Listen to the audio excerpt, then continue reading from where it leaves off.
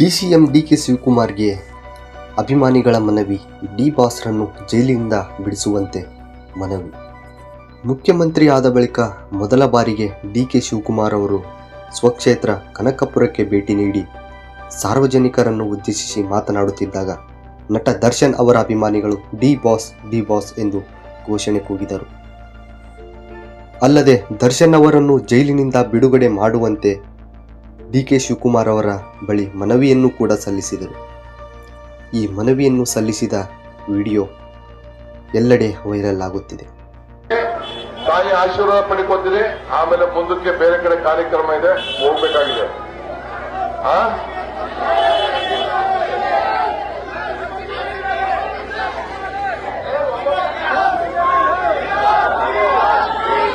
ಯಾವ ದೀಪಾವಳಿ ಇಲ್ಲ, ಸುಂದರ